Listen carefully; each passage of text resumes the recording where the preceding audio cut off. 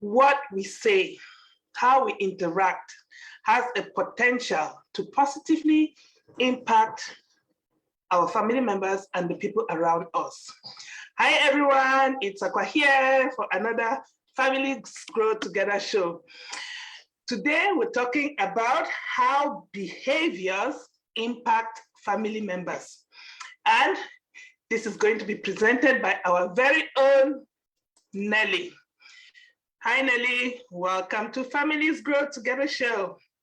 Hi Aqua, hi everyone. I am Nelly Kwasungwe.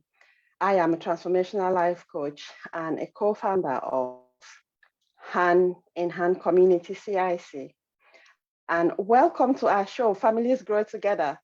So today we'll be talking about how behaviors impact family members. So over to Aqua while I put up my slides.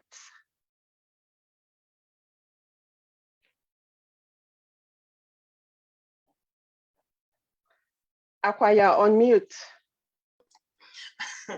Every week, sorry. Another show that we promise to be informative, we promise to be entertaining and impactful as well. So get your cup of tea, get your glass of water, sit tight and join the conversation. You ready, Nelly? Yeah, I'm ready. Take it over. Thank you for that. So today we're talking about how behaviors impact family members. Just before we go ahead, please grab yourself a piece of paper or your journal and a pen. You might find some very useful information. So for the agenda for today, we'll have an introduction, behaviors, impact of behaviors on family members, results, and there will be some questions that you can answer. They will not be marked, by the way. So it's just for you to ask yourself and answer because you have all the answers to all the problems that you have in your life. And there's this saying that all human behavior has a reason. All behavior is solving a problem. You might have to think about this because I had to read this a number of times before I understood what it actually means. Okay, we know parents are the first teachers and role models of children because when children are born, the first so many years they spend with their parents before they start going to nursery school, those who go to nursery school, if not, those who go to primary school.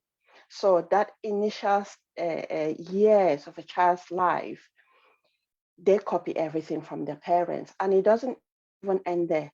Children still continue to learn from their parents. So whatever their parents present, they are setting and laying the foundation for their children. And like we know, children learn by observation. You might tell a child not to do something, they will hear it, but what they will easily do is copy what you have done, the action you have taken. So children will copy what you do. What you say is something else, but children learn from observation. So behaviors, children will easily learn behaviors. Sometimes they see it, but they make us see they don't understand, but they know because when they are faced in a similar situation to the behavior they observe, they will exhibit that same behavior. So it will be like, how did they know or how did that behavior come about? It's because they've seen. And children learn by different senses. They can hear, they can feel, they can touch, they can smell. So all those senses, children learn from them. And children build up perceptions about their environment from a very early age, even from when they are in the womb. Because like if a mother is violent or say easily irritable and shouts, or if the mother is calm and soothing and be attending to the child while in the stomach, that child starts building a conception of what their environment will look like. So then these children build a perception of themselves, of first the parents, and how they relate with their environment. For instance, if a child from a very young age develops trust or mistrust for the parents, it will depend on how the parents respond to the child's needs. The child might cry. Does the parent attend to the child straight away? Does the parent give some time? So the children, bit by bit, little information, they pick up on information, and they might either trust or not trust their parents. So we'll go to the different behaviors that people exhibit. We have social interaction. So the understanding of social cues. Some families or some individuals exhibit these social cues. Some understand, some don't understand. In this slide, we're talking of a family setting.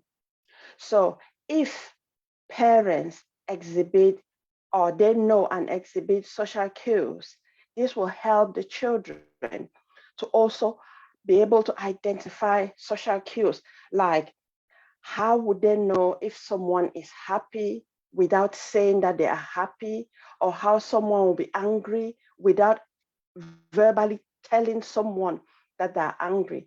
So children pick up on those. So if the environment they've learned about social cues, then they will be able to display those with their own in their own little environment. But if they are unable to understand social cues, they might not know. They might go for what people say, of which we know that verbal in communication, verbally or words that we use take a very tiny percentage of the overall communication.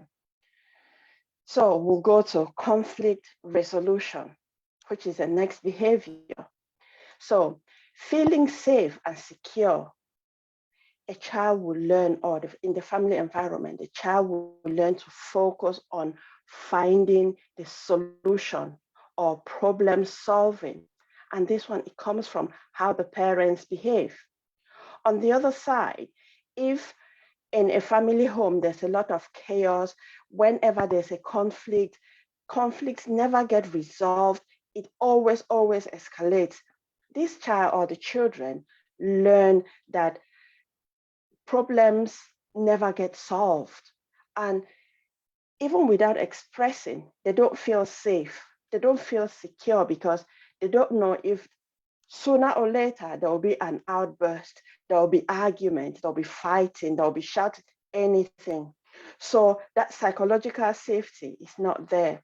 So the children, instead of learning to focus on or to find solutions to problems, will instead focus on the problems all the time and never getting a solution. And because they focus on the problem, it heightens their state of arousal, and they're always expecting the worst. So it doesn't get better. You might have seen some people who say, to some people, there might be very little trigger, but they exaggerate it. You might question, why is that? How comes they have got to that stage? So again, it depends on the family environment, because children learn from their parents. The next behavior is achievement. If children, or if the home environment make children to feel that they are worthy, they are valued, they are being praised for what they do, children will feel motivated, and it will encourage them to put in more effort so they will achieve whatever task is set forward to them. And because they are being praised, you are, or the parent is reinforcing that behavior, which is a behavior that they like or they want their child or children to exhibit. So if, say, a child feels valued and they fail in say, an exam or a test or a task, the child will know that even if they have failed, their parents still value them or still love them. And they will use that failure to learn what made them to fail. So it will be a learning opportunity. Whereas if in a home environment, children feel that they are worthless, they are not enough, they are just a burden to the parent, it really, really impacts on the children's concentration, that lessens their intellectual capability and performance. Because, for instance, if they go to school, they are unable to concentrate on the lessons being taught. They will be thinking of what's going on at home. They'll be thinking, are the parents arguing? Are they fighting? When they go back home, will they go back and really get into the house, or they'll be locked out of the door? So just so many things they'll be thinking about. And because of that, they cannot concentrate. So it will impact them. It's not that they are, I would say, dull. It's commonly said, that's why I'm putting in brackets, but they are not dull. It's just that they are being distracted because of the things that are going on at home. The next is managing emotions. In a family home that displays a sense of security, where there's good communication, just to say, when there's good communication, it doesn't mean there are no problems. There are always problems, but how you deal with that problem is what matters. Good communication is very, very essential to us as social beings.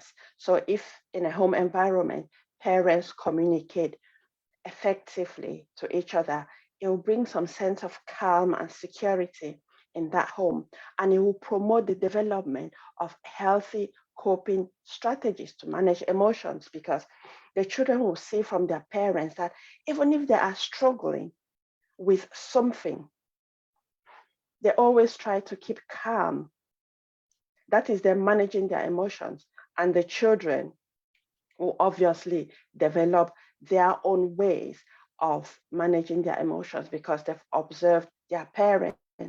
Whereas if a home environment is so chaotic that everyone feels very insecure, they don't feel safe because they don't know what will happen the next minute, and the parents are unable to manage their emotions, if there's an issue, they just escalate, they get so stressed. The children will pick up on that, and the children themselves will struggle to manage with their emotions. And it is common that children, even the parents, will develop emotional illnesses like emotional disorders like depression and anxiety. And by the way, depression and anxiety are very, very common globally. Emotional intelligence. So words are expressed, but it takes just a few, 5% of our communication, of our either 5 or 7, I think I'll correct me later. And then we have gestures. The gestures are non-verbals, and it is said non-verbals do not lie. So some people might not be able to communicate verbally, but when you watch their body language, they communicate effectively. So this helps one to articulate their feelings, manage fears, understand negative emotions, and develop resilience. Whereas if someone lacks to understand these skills, it will lead them to really struggle to express their emotions. And imagine the frustration when you want to say something and the other person does not understand what you intend to say. That way is common to develop unhealthy coping strategies because you just want to get immediate relief. The next is aggression and misbehavior. This is the act to harm a person, an animal, animals, or damage property.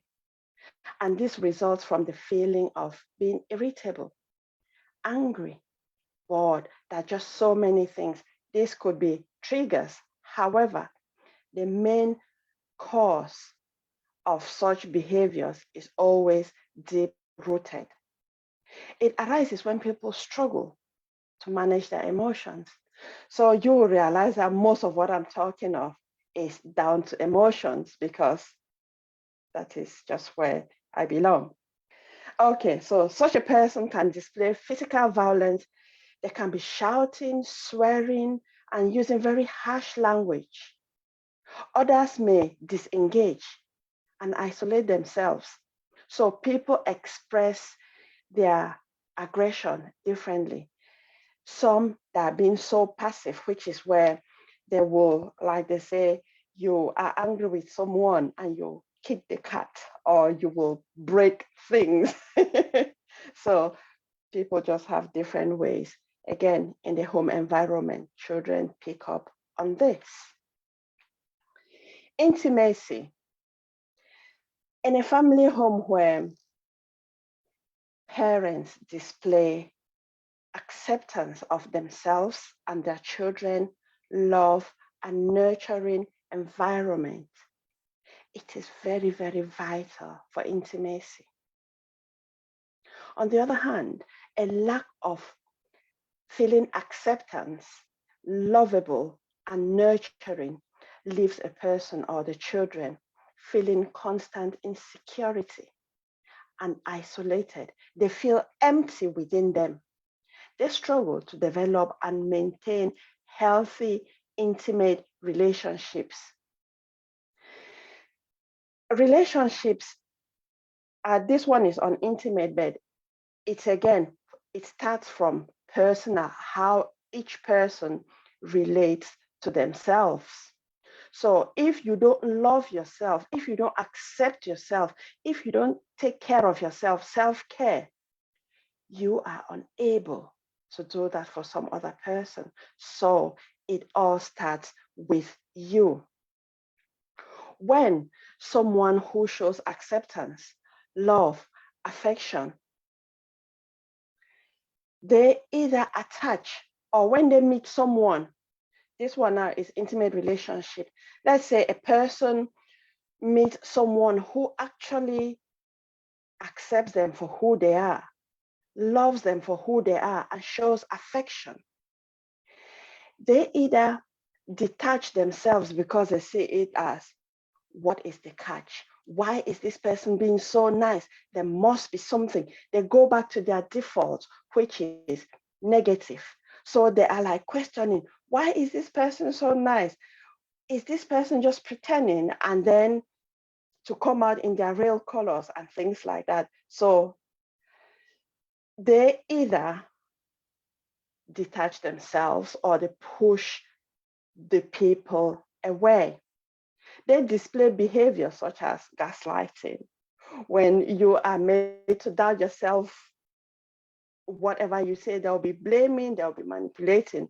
All this is not coming from the other person who is loving, acceptable, and showing nurture. It's from whoever lacks this that they go back to their default because they're scared. Then we go to addiction. Addiction is a poor coping strategy or unhealthy coping strategy because it gives a reward and motivation to the brain and to make the person feel happy. So they use it, whatever the addiction is, they do it, they use it so often to have that relief. This is the way your body craves a substance or behavior, anything about that addiction. And a lack of concern over the consequences. For instance, you see people using illegal drugs. They might be aware of the consequences, but they don't care because they just want that immediate relief. Some use prescribed drugs, some gambling, comfort eating, flirting, indulge in a lot of work, technology, violence. There's just, the list is so endless. There are different kinds of addictions, but know that people use addiction not because they like it, but because it is a coping strategy. The impact of all these behaviors on family members. So, family members develop fears. So, how do family members develop fears? I'll come to that in a bit. So there are so many different fears that family members develop. For instance, the fear of failure or even the fear of success, because growing up, for instance, if we knew that everything was so scarce, everything, you had to ration out everything. You know already, you develop that scarcity mindset, which is very, very common. You develop that scarcity mindset. And when you get to a stage where there is abundance, you look at it and you'll be like, oh, is this a trap or what is it? So then you find yourself in an environment to thrive for success where there's abundance and you are scared because you never saw yourself being in that place. You've not even prepared yourself to be in that place. When I talk about this, I always like to relate it to gambling. No, not gambling, to lottery. Sorry. I'm sure you've heard that people say someone who wins the lottery within a short space of time, all the money has disappeared or the money is finished without them making any substantial use of that money. Why? It's because they have that fear of success. And when the money came, they were just so confused. They did not plan. So again, when you consider yourself, examine, which fear are you having? Fear of failure or fear of success? Another fear is rejection and humiliation. We as human beings, we like approval. We always feel that need to be accepted. So if in a home environment where we don't feel safe and secure, you just keep on fearing that who will ever accept me? So you develop that fear of rejection and humiliation. In some homes, it is seemingly to be okay to humiliate family members without thinking of the consequences this has on each family member.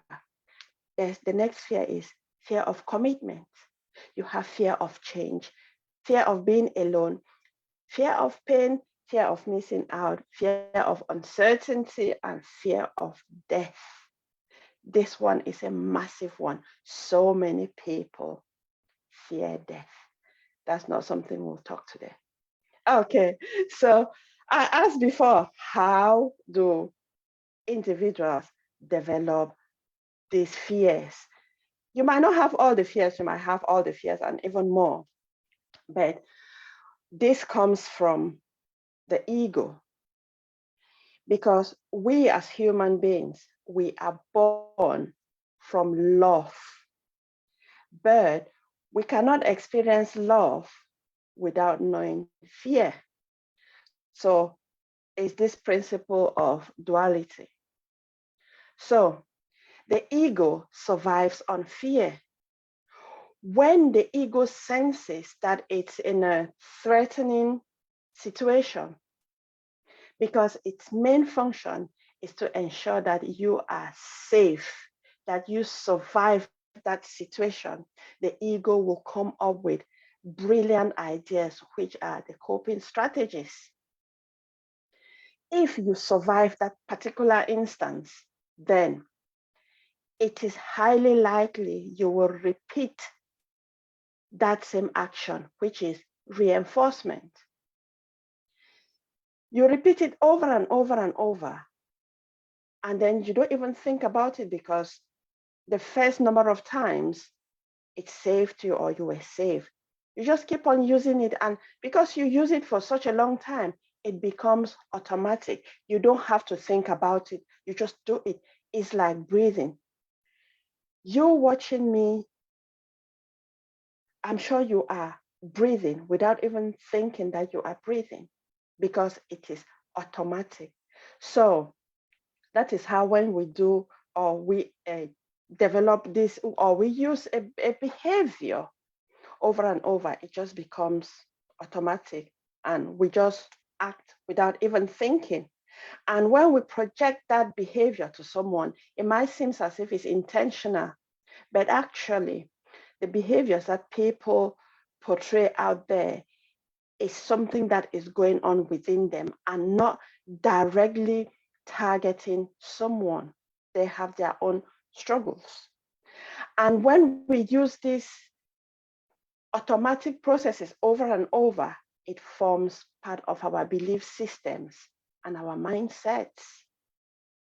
Research suggests that some children who experience neglect and abuse may display similar behaviors in adulthood if their trauma remained unresolved. So at this point, is parents or adults, we need to start making those changes because just look back at your own childhood. What were the things that, what were the behaviors that members of your household displayed that you did not like? Now, as an adult, what are those behaviors that you display that were displayed by your parents or in your household when you were younger? So I'm using two timelines here. When you as a child and you now, but the feeling will still be the same. The way you felt then will be the way you feel now.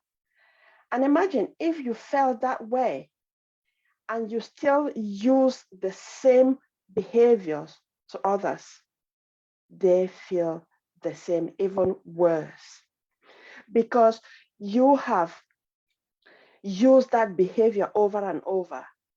Doesn't make it right because you know it still hurts. So then, what are the results of these behaviors? I am sharing this because awareness is key. It is key for us to stop generational vicious cycles. Because there are many things that families don't talk about.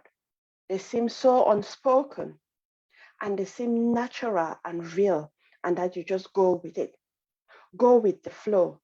But it's high time we need to take a step back and question everything, because that is the way we will raise awareness on so many things that we have never questioned, we've never thought about them. So that is the way to break this generational vicious cycle for change to take place. So the results now will be criminality.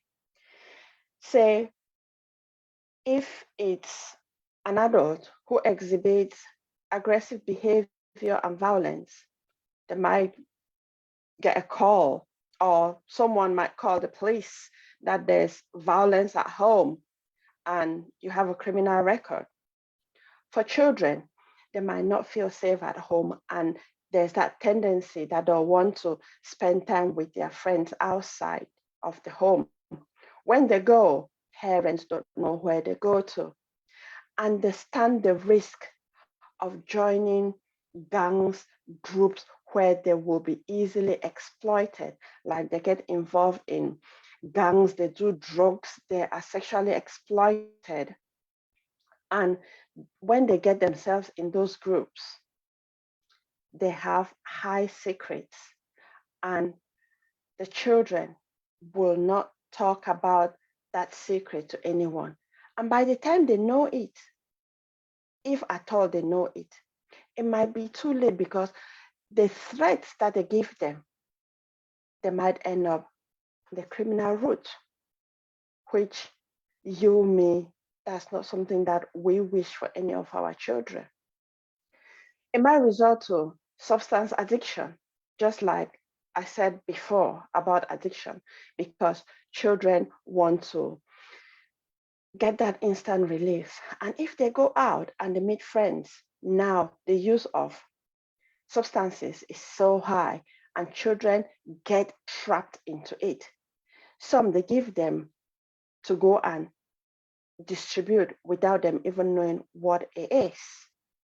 By the time they realize it, they are being threatened that if they tell anyone, they will get their parents in trouble. And that's not something a child would want to do because they will know that they'll be exposed. So that's how they get them trapped. And then aggression. I've already talked about aggression. Then there's low self-awareness.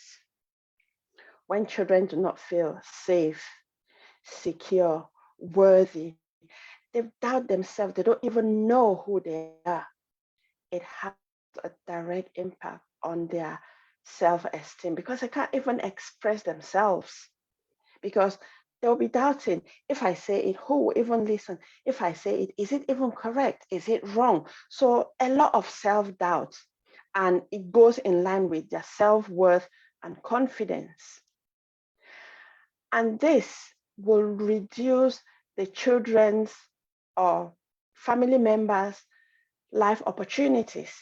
They'll miss those out.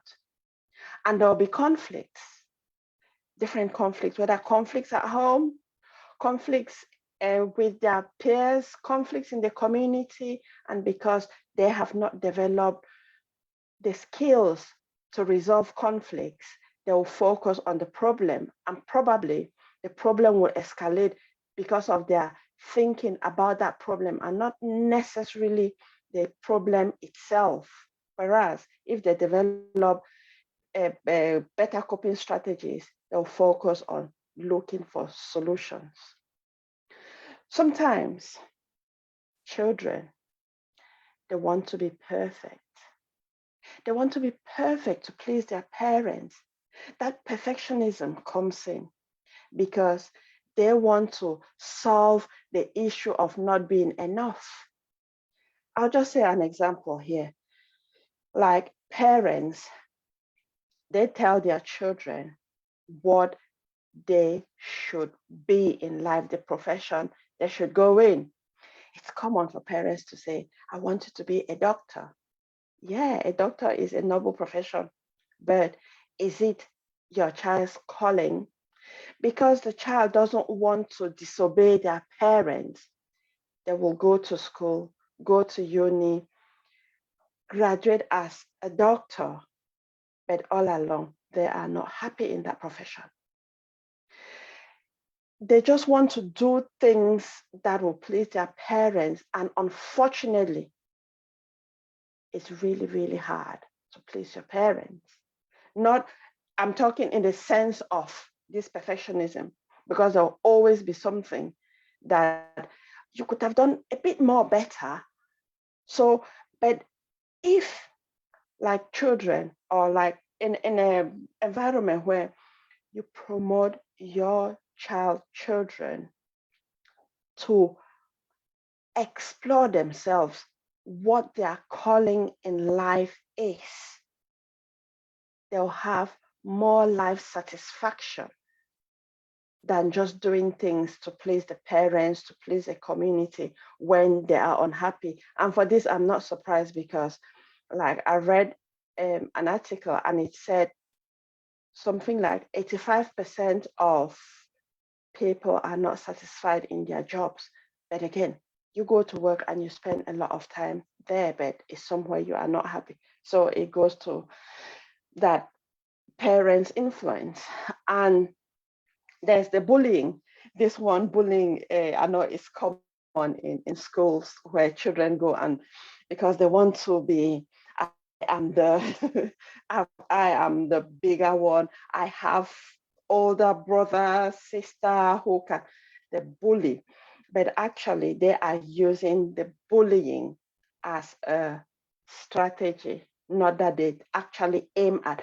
Because when a bully bullies someone, it is that reaction that they want. Probably if you go into their home environment, probably that is the same behavior that he is experiencing at home.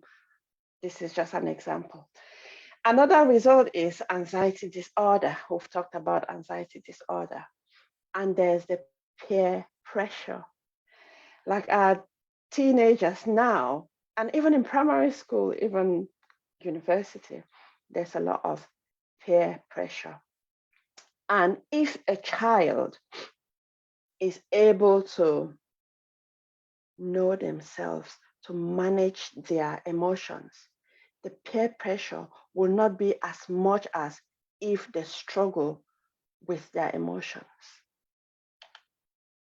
So I'll just read out these questions so you can ask yourself, just be honest with yourself, because if any of this is a problem you are facing, you have the solution within you. You don't need anyone to say, yes, that is the right one. No, you have the answer. And that's something that many of us avoid taking action because we fear, oh, how will that person feel? And then we end up just wanting to please people. So the first question, what behaviors do you display to others? The next is, what behaviors do others display to you? And the third question is, what are your contributions to the behaviors from others? And the fourth question, what actions will you start taking to be a good role model in your family and even community? And yeah, that is it. Thank you so much. I hope you've taken something away at least. We will go now to the discussion. And if you have any comments, anything, put it on the chat and we'll read it or we'll answer it. So thank you so much. Over to Aqua, and I'll stop sharing my screen. Wow. Where do I start? That was jam-packed with information. I'm not sure we're going to break all that down today. I think we are going to need another session on this because those were quite big topics that you broached, and each of them could take a whole show to break down. So thank you, Nelly, for all that information. So hi, hi everyone. I hope you've enjoyed this session as much as I have. When Nelly said that she was going to do how behavior impacts on the family, my head went to different directions. I was like, ooh, I like this topic, but she has so broken it that she's put in things there that I wasn't expecting. And I was like, wow, I never looked at things like that. You know, when I was thinking about behavior, to me, I'm just thinking how we conduct ourselves towards others, as the dictionary defines. I didn't look at the different aspects of like social interaction, aggression. I didn't picture it that way. I just thought, okay, maybe I'm cheeky, maybe I am, you know, like a hedgehog. I'm very prickly, you know, things like that. So thank you, Nelly, for that. So we're going to look at, I'm going to start asking you some questions, and I hope you are ready. So you said parents, we as parents, our children's are our children's first educators. And I wholly believe that, not just in the aspect of behavior, but in other aspects of their learning and development. So when it comes to social interaction with our children, Can you give us an example of how we can show a child how to manage their emotions? So let's say you have a teenagers in your house. Somebody has attacked the other or said something that irritated the other, and they come like, and they're gonna fight. How do you deal with that? Okay, thank you for that, Aqua. I mean, that one is a whole topic because there's sibling rivalry, and which has got to do with a lot of emotions. But to your question, it's common for siblings to bicker at each other. However, I think there is a limit because sometimes children go up and beyond. But if you focus on the feeling, how, whether either of the children, they feel. But for me, what I'll do is I will physically stop them. Sometimes what I do is I raise my voice and I say, stop. And then I always do one-to-one conversation to find out what happened, because that event has taken place, but the two children will have different interpretation of the same thing. Because one child, they might see it as a trigger and the other might react. If you just jump to conclusion, then you will be missing out a lot. So talk to each of the children separately.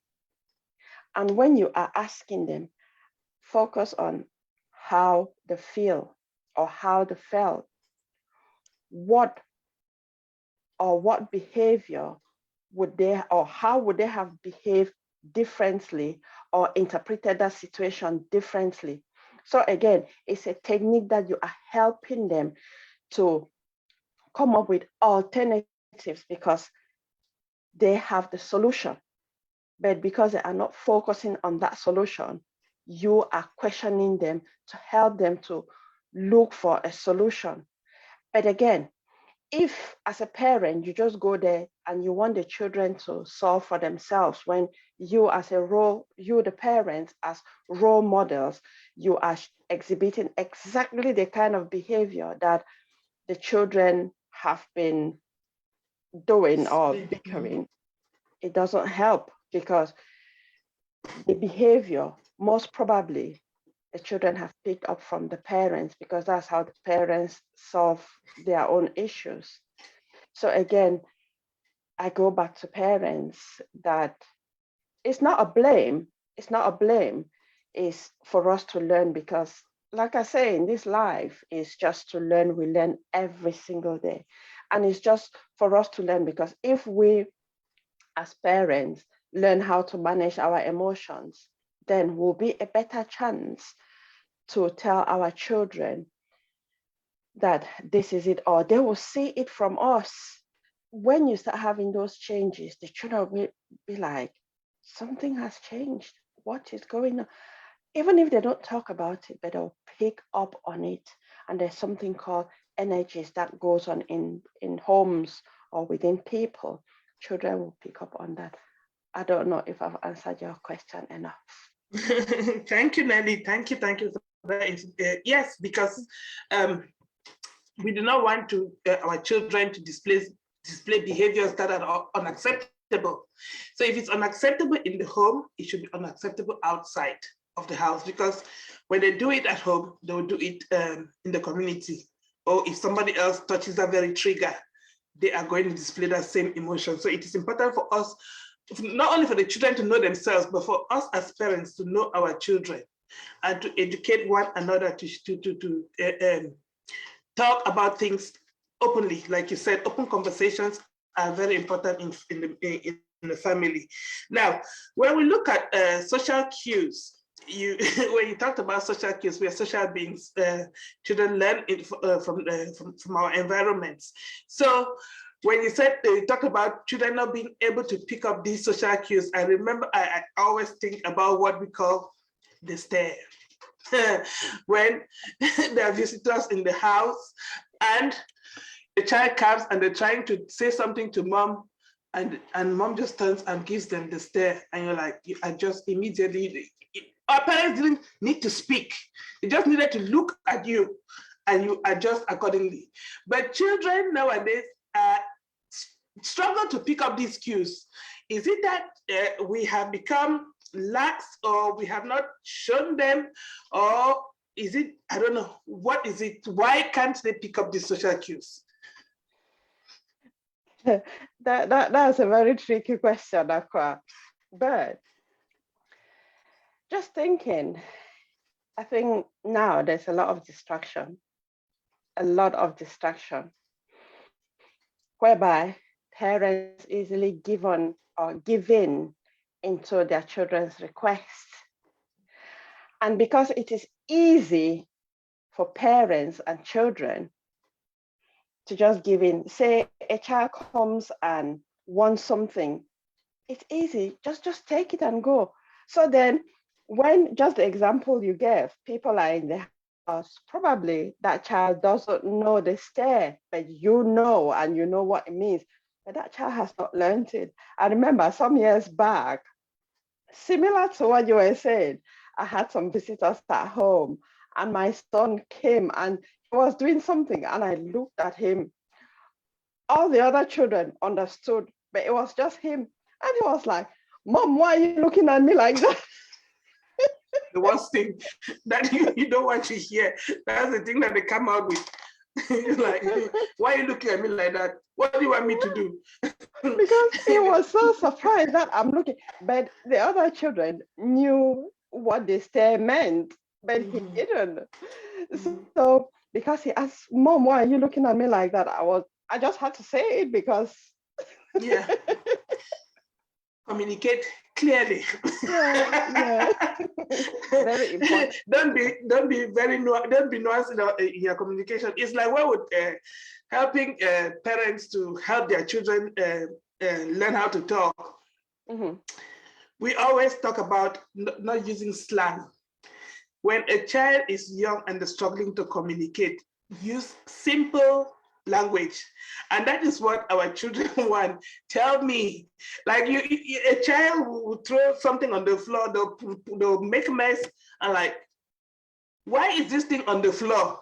Instead of picking it up and just doing what they should do, they stand there and they're looking at you like they're expecting you to tell them that pick that thing from the floor. Like, why do I need to tell you to pick it up? It is not where it should be. And I'll tell you, but you didn't say that I should pick it. Like, some of those things are shocking to us, especially coming from Africa, where your parents just need to, it's as if you even need to read your parents' minds. When they just turn around and look at the kitchen, you start adjusting and washing the dishes. Or they look at the floor, you start sweeping the floor without anybody telling you. That's because you understand, or we understood then what those social cues meant. So sometimes here it is difficult because everything is just literal to our kids. You tell a child, I'm going to skin you alive. They think that you're actually going to kill them. So it is important to stop, to communicate clearly and to not use slang or words that will confuse our children if they're not used to those kinds of social cues. I'll pick up on the second behavior that you talked about, conflict resolution, because that is a big topic. I know that we'll talk about that in another session, but it is important that we teach our children how to resolve conflict. Can you give us like some simple tools or simple, I don't know if you're prepared for this, but give us an example of the one thing that when we face a conflict, what we can do in order to communicate more effectively. Okay, so is it as for the parents or for the children? Parents or children, any conflict situation. Okay, I'll start with parents. So parents, if they find themselves in a difficult situation, I'll say difficult situation, let them trace where they are feeling that discomfort. I'll take butterflies in the stomach because I think that one is a very common experience. So if something is going on and you start feeling butterflies in your stomach, or you feel like you need the toilet, focus on that. It's not that you are looking at it, it's mentally you are focusing, because whatever you are experiencing is an indication. What is it telling you? So then it might be whatever the trigger is, because that one is informing you that there's a trigger around. So find out about that trigger. As you are trying to find out about that, just stay calm. You might want to take a few breaths, deep breathing. You might close your eyes for a minute to do that deep breathing. Or if you feel that it'll be so embarrassing that during the day you just close your eyes, you can just, in your mind's eyes, open your eyes, but you don't look at anything. So you just stare into space. Or in your head, you can count. Say you start counting from 1 to 10 and 10 to 1. By the time you go through that process, you must have calmed down, and then think, what do I do in this situation? But the difference is when you take that minute to calm yourself down, you will think more constructively, so you easily focus on the solution. Whereas if you identify that trigger and you just take action, it is highly likely that your reaction you might regret it. It will be similar with the children, because the breathing technique is very effective. It's not to do it once and leave it. Just make it a habit to do it, because even like stage performers, they use breathing because they use breathing. Some people command themselves that stay focused, stay calm. So you talk to yourself. So for children, is for them to find out what that trigger is. Why is that a trigger? And what can they do? Sometimes I ask the question, how do I want to behave? If I display that behavior, how will I feel if someone did that to me?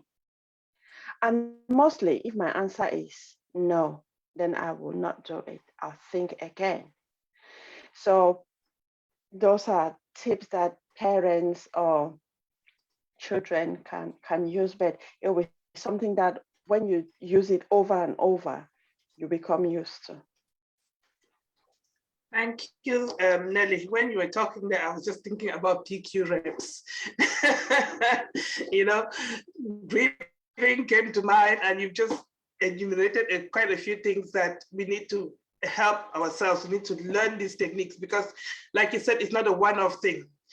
You can be triggered at any point in time. The smallest or the biggest thing can trigger anybody depending on their emotional well-being at where they are. So maybe something can trigger you today, which tomorrow will not even trigger you. You look at it and you just smile like, why was I angry about it?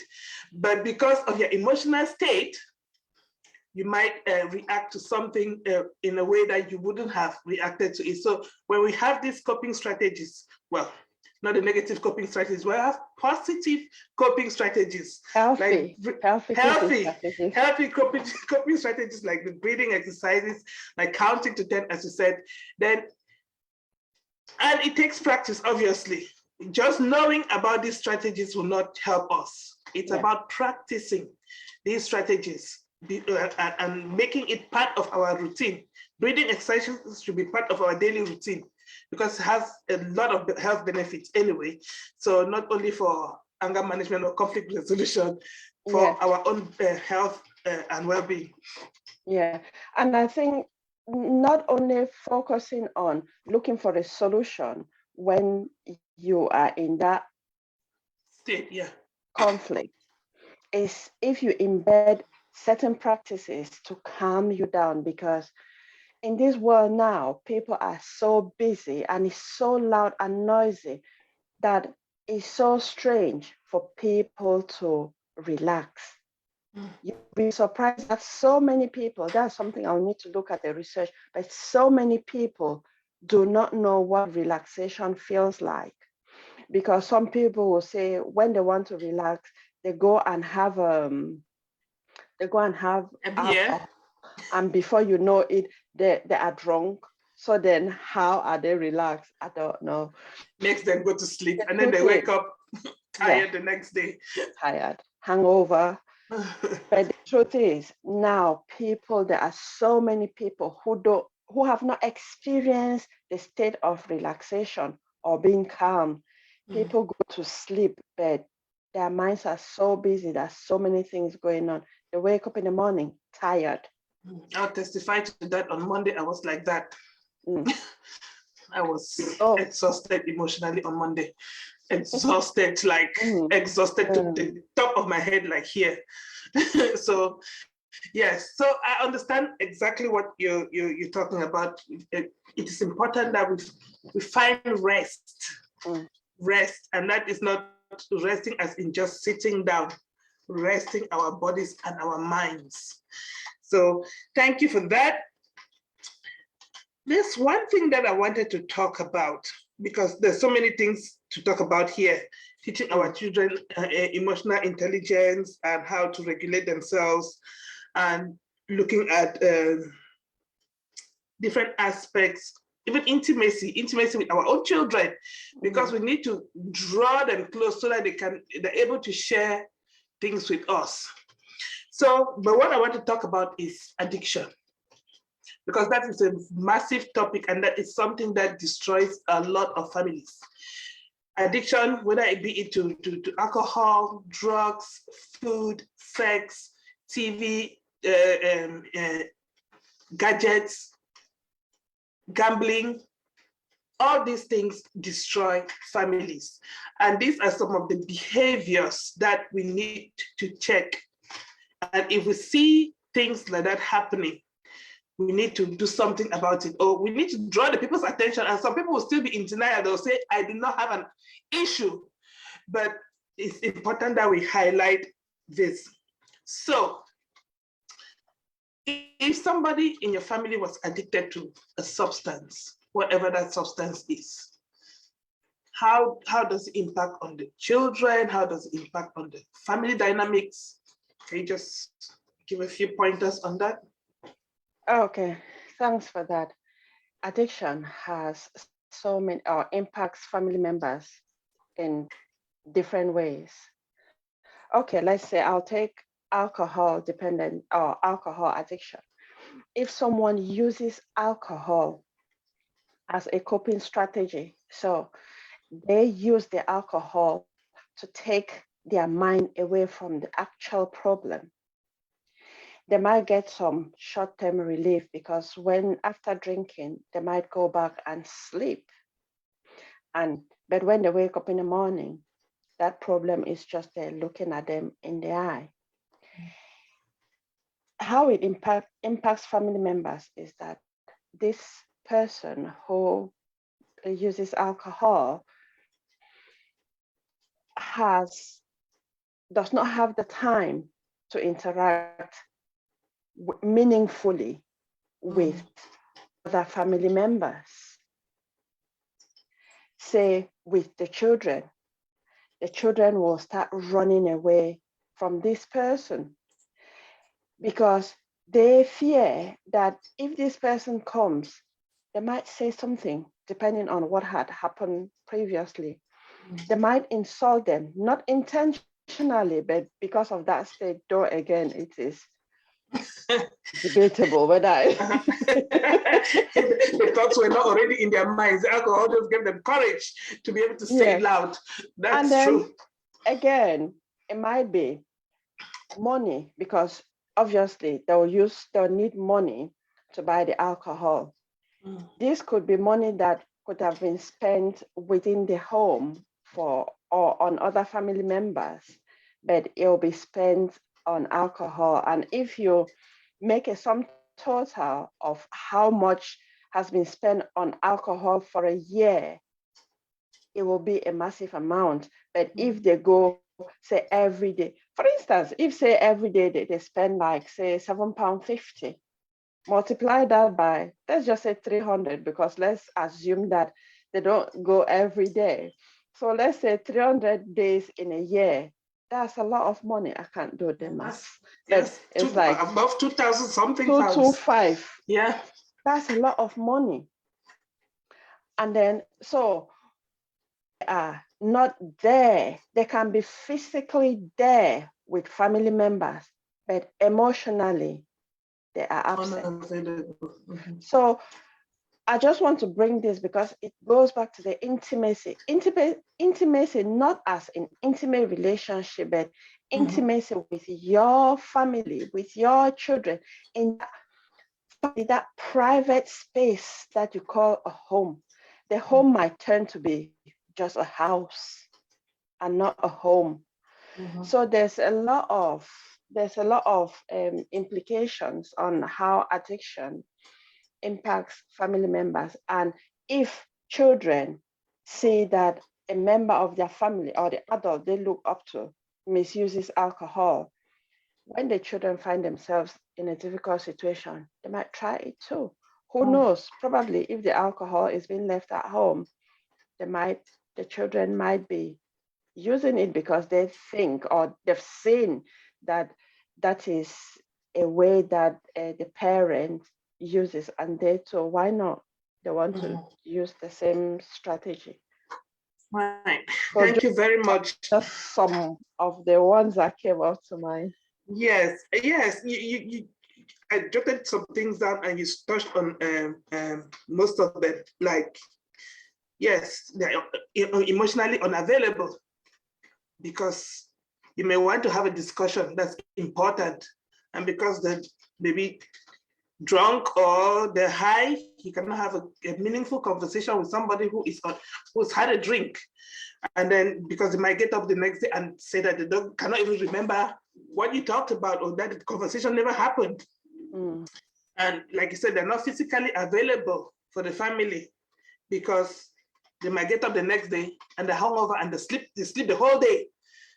And that's a day wasted, the productivity wasted. They might not lose a day's job or lose a day's wage, because maybe they might not even go to work because they are incapacitated by the alcohol. And of course, we talked about the financial implication. So not only that, the out of pocket, that what they spend, the out of pocket if they don't go to work, or if they end up losing their job because of that dependency. Another thing that came to mind was the fact that the relinquishing of responsibility. Because as the parent in the home, if you are incapacitated by alcohol or drugs or whatever else it is that's taking you out of function, another member of the family has to carry a responsibility. So if you were the one dropping the kids off to school, you're unable to drop the kids off to school. Somebody else has to pick up that responsibility. If you're the one who had to maybe cook the food, you're unable to cook because you cannot function. So you now give your responsibility to someone else to add on top of their own responsibility, which then causes them emotional stress. Not only the stress that you're not available to them physically, but they're stressed now because of the added responsibility that they have to carry because of your unavailability. And that goes not only for the adults, but for the children as well, because you find children in homes where where there is addiction. The children now become sometimes the carers of the parents. They're the ones that you send to go and buy the alcohol or drugs or whatever. They're the ones now cooking for the family, taking care of their siblings. You know, children now pick up responsibilities that are not theirs. So it is very important for us to talk about the impacts of all these things on the family and on the family members. So that was something that just came to mind, the responsibility aspect. So what do you think about that? Yeah, that's very, very important, because while you were talking, I just remembered an incident, a case that I worked with a family where the, the adults, the parents, they, they misuse alcohol. And it went to the extent that sometimes the children will go out looking for their parents. So is that role reversal? The children will go out because it really affected them, because they couldn't concentrate in school because their parents were always drunk. Even in the morning, the parents were drunk and they were not sure if their parents would come back home or they would get run over. The children were just in constant fear. And sometimes they'll prefer to stay at home to take care of the other siblings and probably their parents, because they had to see that the parents eat and things like that, because sometimes the parents will drink without eating because there was hardly food at home, but they always had money to buy alcohol. But so that's all I'll talk about that. But also in family settings, there's always the expectation, because when we have expectations, then it is highly likely we'll have disappointments as well. Yeah. So I let's know not go it there. sounds controversial, No, but no, no, no, no, no. It is not controversial at all to me. Anyway, anybody who knows who's experienced disappointment knows about expectations as well on the converse side, because that's the gap between expectation and disappointment. It's a big gap, because you're here, you're expecting something, and then when that thing doesn't happen, there's it's something that I understand when you said that, but that's a topic that we can look at another time, because we will go on and on, gone more than an hour. Oh, okay. I just wanted to say that yes, we have focused a lot on the negative side of behavior, on the impact on the family, negative impact on the family. But it's important that we highlight the fact that there are also behaviors that are positive and that impact the family positively. And you talked about a loving family, a nurturing environment will build resilience in the children. Loving, meeting our children's needs and helping them have a secure attachment to us will make them be able to be confident to go out and explore. So if we give them what they need at home, they'll not go and look for it outside. Because there's something that you, when you talked about, anyway, when you talk about criminality, it's something that came to mind, because our children, especially teenagers, need a sense of belonging. And when they go and join these gangs, it's because they're looking for that sense of belonging. They're looking for those people that they can consider as role models to give them that thing that they don't have at home. So if you do not show your children that home is where the security is, home is where love is, that you are the one who will give them all that they need, then you're exposing them to all these things. And it is important that we provide that nurturing environment for our children, for the whole family, so, and know our responsibilities, because sometimes it is what we have grown to see that we exhibit as well. So we have to be open to learn. If we grew up in a negative environment, let us learn what it is to be in a positive environment and provide that for the people around us. Yeah, that's true. It's for us to learn. When you were talking, I just remembered a post that I saw. I think it was this week, and they said, now we are flooded with information, but we lack wisdom. Like, Yeah. Totally agree. So now it's for us parents, for us to take whatever the past has been. Let's look at the past, not to stay in the past, but look at the past to reflect that, what did I do? What could I have done instead? So you are changing the story. Because when we were growing up, we knew that other people will always save us, but that was that deception. The reality is, you as an individual, if you don't save yourself, you will rot. Yeah, If you are there nobody's waiting coming for to some save other you. Yeah. person to come and save you. Mm. Like in my pidgin English, they say, any Yauza man get a kettle, so take your own go. Okay. All right, Hausa people. Una get through them. All right. Okay. Okay. Thank you So thank you so much for Thank you. watching. I know we've gone extra like 10 minutes. So Aqua, just tell us, if they want to find out more about us, where can they go? Yes, I have put the link in the comments. Before we tell you where to go, we have our well-being workshop starting tomorrow, 10 o'clock at Hebron Church. You still have time to join us. So if you are still thinking about it, just click on the link in the comments below and register yourself for that well-being workshop. Some of these things that we've discussed here, we probably will discuss again tomorrow and go into more depth and make it personal to you so that you can know where you are and can start on that journey to healing, or in short, discover where you are on your journey with emotional well-being. So join us tomorrow at Hebron Church, 10 o'clock. Click on the link to register. You can find out more about our activities at Hand in Hand on our website at www.handhandcommunitycic.com.